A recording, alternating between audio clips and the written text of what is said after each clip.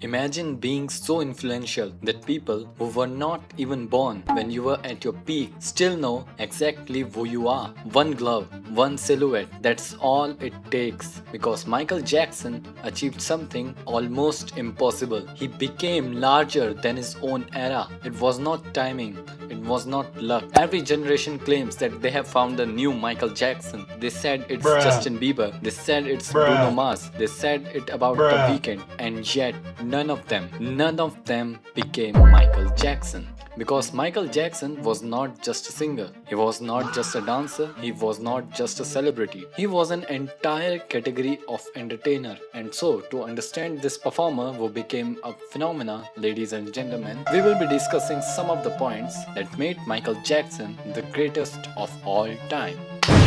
So, let's begin.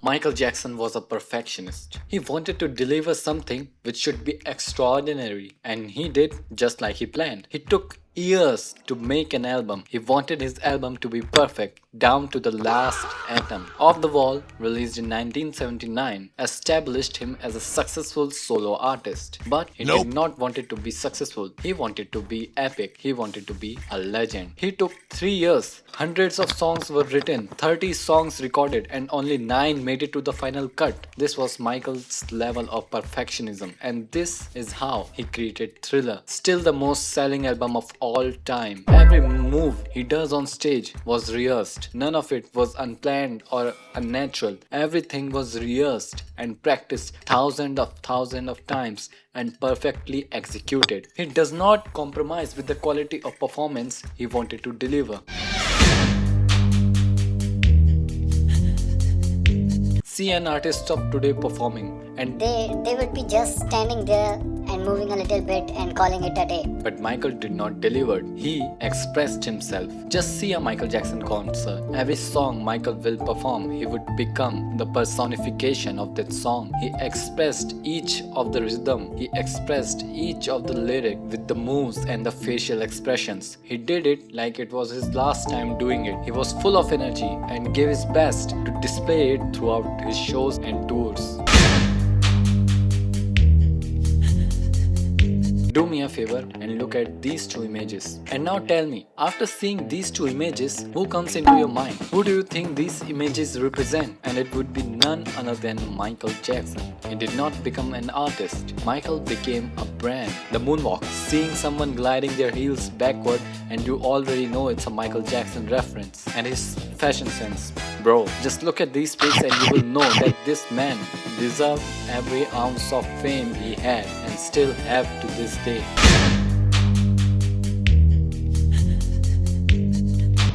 Michael always said to study the greats and become greater, and you can observe this in him too. Michael often drew from different legends for different aspects of his craft. From James Brown, Michael learned explosive stage presence, rhythmic footwork and dance timing, how to command a crowd, the importance of giving 100% energy in every performance. Michael Jackson once said he would watch James Brown performance repeatedly and study every move. You can see Brown's influences in Michael Jackson's spins, footworks, and dynamic stage entrances. From Fred Astaire, Michael learned elegance and precision, making difficult dance moves look effortless, using a dance to tell a story. Attention to visual details, including costumes and presentation. Astaire's smooth style heavily influenced Michael's iconic performances, especially the way he glided across the stage. From Charlie Chaplin, Michael learned emotional storytellings without the words, facial expression, and body language, connecting with audience across language barriers, creating a universal emotional experience. Chaplin could make audiences laugh, cry, and empathize without speaking. Michael applied the same principle to music videos and live performances.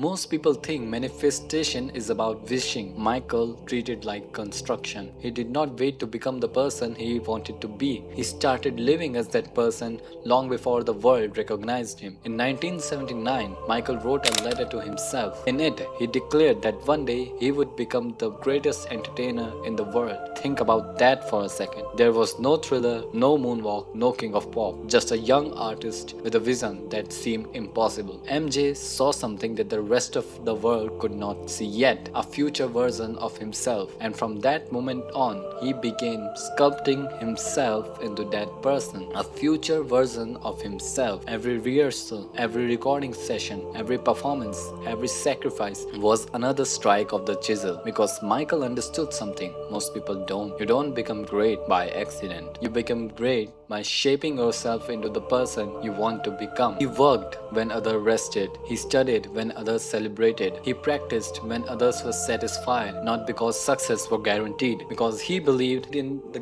gifts God given him, and he believed it was his responsibility to develop those gifts to their fullest potential. Michael often spoke about God, inspiration, and being a vessel for creativity. Yet, despite becoming one of the most famous human beings to ever live, or possibly the most famous being to ever live, he rarely acted as if he was bigger than the art itself. There was ambition, there was confidence, but there was also humility, because deep down, Michael never saw himself as someone who had already arrived. He saw himself as a student, constantly learning, constantly improving, constantly chasing a higher standard. That's what makes this letter so powerful. It was not a prediction, it was a commitment to become the person he imagined. And over the next decade, through faith, discipline, sacrifice, and relentless work, Michael Jackson transformed that vision into reality. He did not just dream about greatness, he built it one day at a time.